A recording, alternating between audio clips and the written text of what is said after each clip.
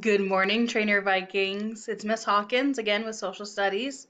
So today, A group, you guys are starting to work on this and then you'll finish this at home tomorrow. B group, hopefully you're not watching this on Monday because you guys are going to start this assignment on Tuesday and then you'll finish it at home on Wednesday. I know it feels a little bit confusing. So if today is Monday, you are A group, you are in class, you are watching this. If today is Tuesday, you are B group, you are in class, you are watching this. You see how this works? I know, man, the hybrid schedule, but it's nice to be back in the building after all that smoke, right? We missed you. Okay, on to the work. So today and tomorrow, we are going to be reading the excerpts from the Code of Hammurabi. Our instructions: good morning, tiny humans. A group students will work on this assignment Monday and Tuesday, like Hawkins just explained. B group students will work on this assignment Tuesday and Wednesday, like Hawkins just explained. And then you'll follow the steps below. You have a paper copy of this assignment, so you should have one on paper. Yes? Yes? Hold it up. Wave it around. Okay, a little bit loud. Maybe don't wave it that much. You don't want to crease the paper. Do you have your name, date, and period on it? Name, date, and period. Today. Let's go. All right, thank you. First and last name, right? All last names? Okay, Hawkins, get on with the lesson. Okay. So you have your paper copy of this assignment, but if you want to use the immersive reader, meaning have the computer read it to you, then the document is also available right here. You're going to open the video, which is you already have done, to find directions for using the immersive reader. Email me or Miss Dodge if you have any questions. So let's talk about the immersive reader. You have the document, oops, there we go. You have the document right here, yes? To use the immersive reader, you must open this in the desktop app. It works on the, what is that called? On the web app sometimes. But if you definitely want it to work, have it open in the desktop app. Once you have it open in the desktop app, you're going to click Review. See right here up at the very, very top where it says Review.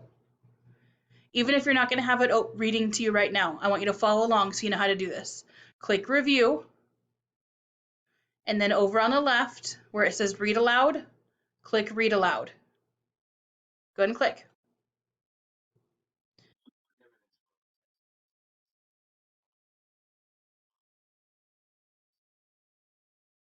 So mine started reading down here because my mouse cursor was down there. I'm human, I made a mistake. Whoops. So you want it to read, you want it to start wherever your mouse cursor is. So now I'm going to go back up here to the top. I'm going to put my cursor right there. So I'm just going to click right there. And when I click, you see the little cursor thingy thing? Yes? Yes? Okay. So remember, going back up to review. Gosh, I've forgotten. Now what do I click? Read aloud. Good, thank you.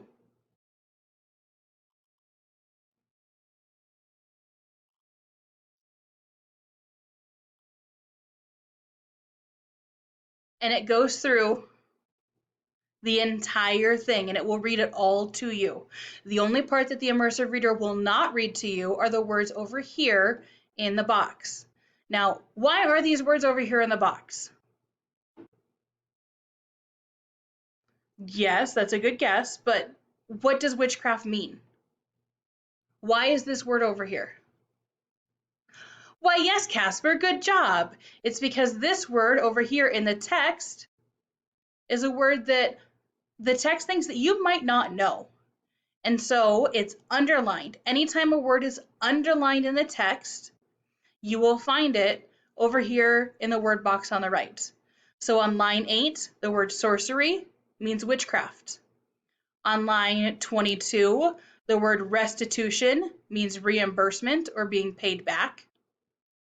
Line 39, the word dike is a dam, like Hoover Dam, where all the water is built up. Yep, okay.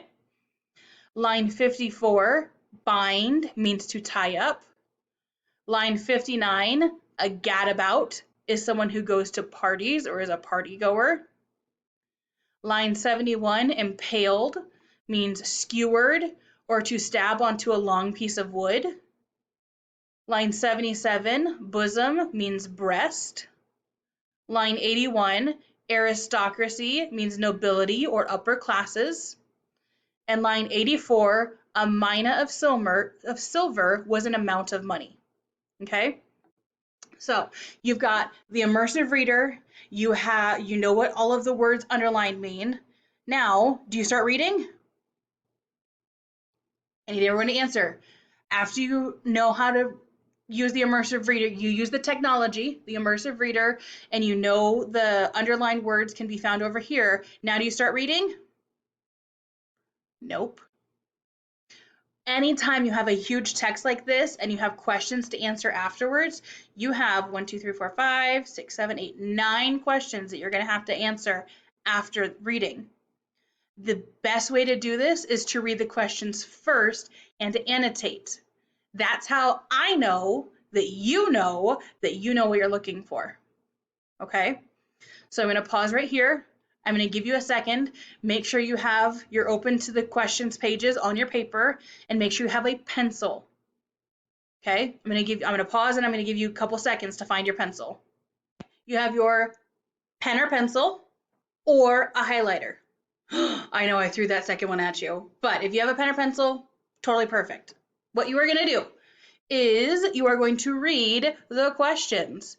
So the whole point of reading the questions first is as you read the text, you know exactly what you're going to look for.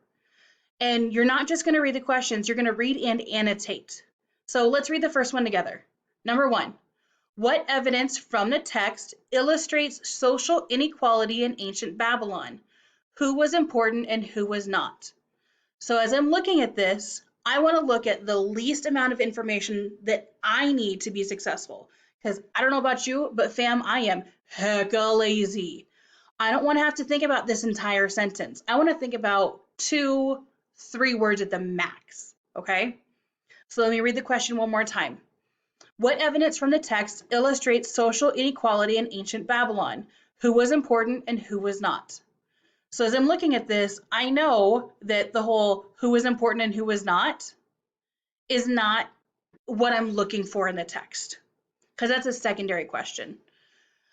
What evidence from the text illustrates? I know that's not what I'm looking for because I already skimmed through the text. There's no illustrations.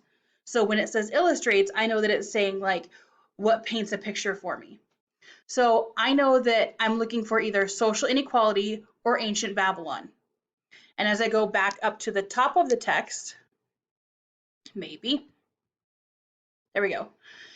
It says that this was written in Babylon, Mesopotamia in the 1700s BCE.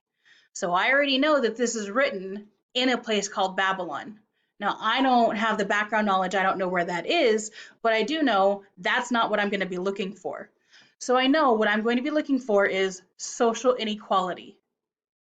So with my pencil, I am going to underline the words social inequality. So as I'm reading the text, that's what I'm looking for. When society is not equal, social inequality.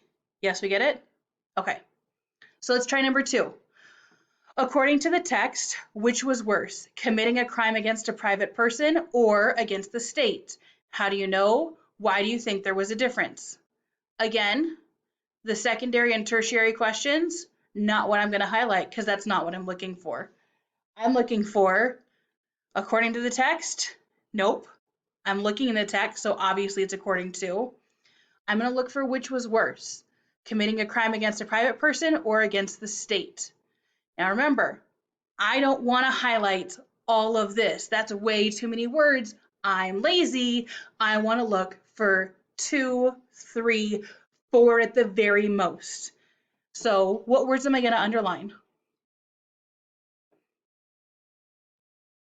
Okay, so we can underline committing a crime. We'll count that as 2 words.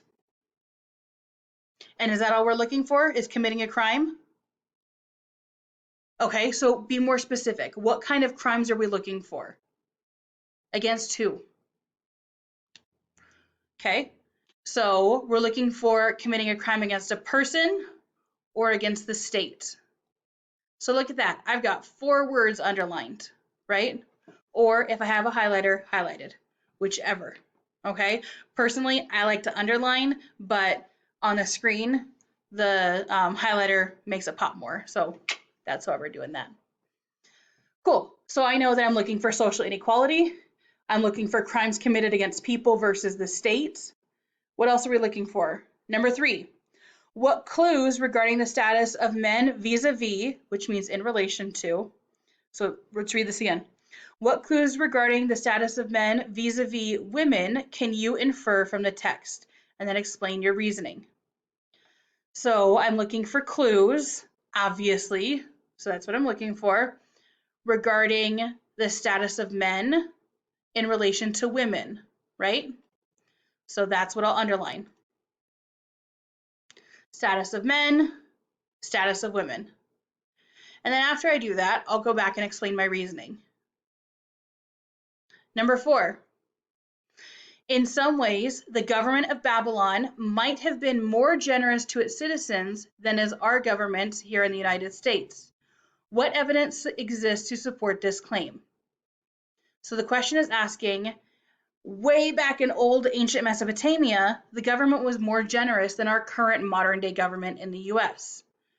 So we're looking for evidence to support it, right? So what is the claim? The claim is our opinion, what we're thinking. Gosh, I've already forgotten it.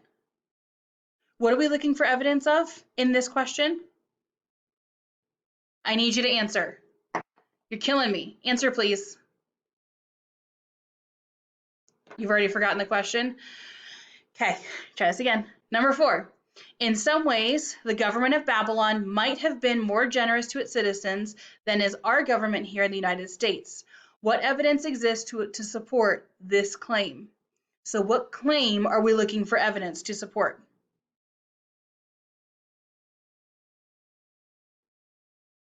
Thank you. That the ancient government is more generous to its citizens than our current government, right? So I'm going to be super duper lazy and I'm just going to highlight this one word right here. Maybe if my computer stops freaking out.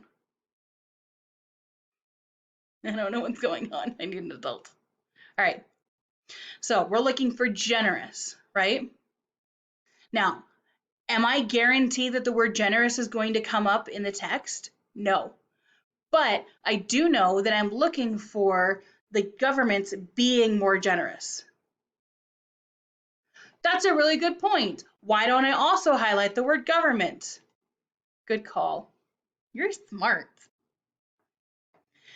And then number 5, lines 32 to 36 relate to what economic activity? We're going to pause right here. Before I even go on and read, I see lines 32 to 36. So I'm not going to highlight this in the question. I'm going to go up to line 32 and 36, and I'm going to highlight that. Now, if you have a highlighter, highlight it. Don't underline the entire thing because that's 5 lines of just underline and nobody needs that. Maybe put a big star next to it. And then question number 5. So,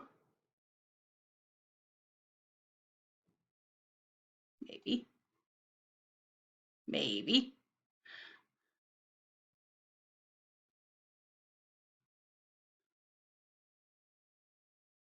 So that's my note to myself that this section that I've put a big star next to is it for question number 5. And I stop drawing, and I stop drawing. There we go. Okay. So I have my annotation. Lines 32 to 36 relate to what economic activity?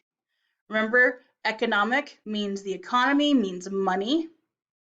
So that's asking what the money is in those lines.